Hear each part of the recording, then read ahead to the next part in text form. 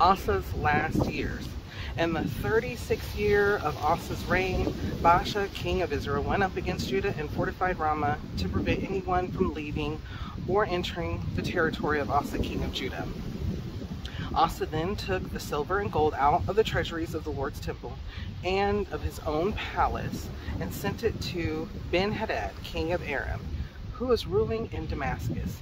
"Let there be a treaty between me and you," he said, "as there was between my father and your father.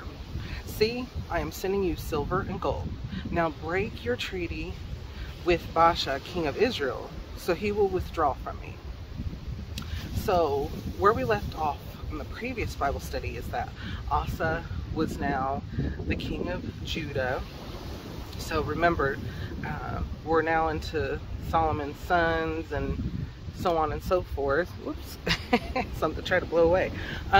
And so right now, I'm going to try to raise this up just a tiny bit more because I don't know if my head's even in the shot. Alright, so again, where we're at is now Asa is one of the sons in the line from David, right?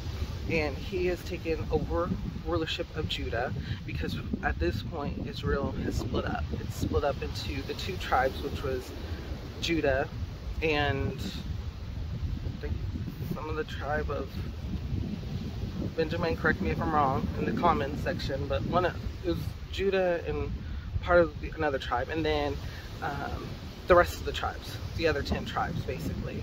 And so there were two kings now of Israel because the kingdom was split up. And typically the kings of Israel unfortunately fell completely away. I believe it was Jeroboam, Rehoboam or Jeroboam. I believe it was Jeroboam that was the leader. Correct me if I'm wrong again in the comment section.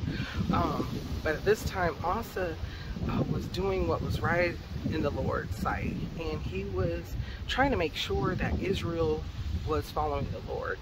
And in this case, we're going to see that is not the case. He's making not a wise decision, but he had been walking closely with the Lord, getting rid of the Asherah poles and the Ashtaroths and such that were brought into Judah at the time. And so and also part of the reason why that those were there was because Solomon had a lot of wives. He had a lot of wives and concubines, and we'll read more about Solomon in his life in some of the other books such as Proverbs and Ecclesiastes, even in Psalms. So there's a lot here. And so that was in a quick review, bringing past to present. Remember previous Bible study saying when we are having addiction or we have a repeated thing that we do, to lean into the Lord, to ask for guidance and help and assistance, because he's always there for us. And with this and how we're seeing everything was going well with Asa, but he's making an unwise decision. And it's kind of one of those things we can look at it as, do things suddenly come up? Do things suddenly shock us? Do things suddenly come up out of nowhere and hit us from the left or the right, or you know, in some way that we're not paying attention, we're not aware, and we don't know how to cope or deal with something?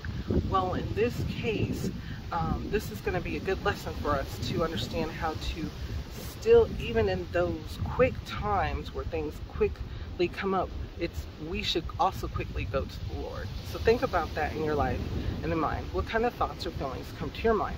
How does it make you feel, and what does it make you think?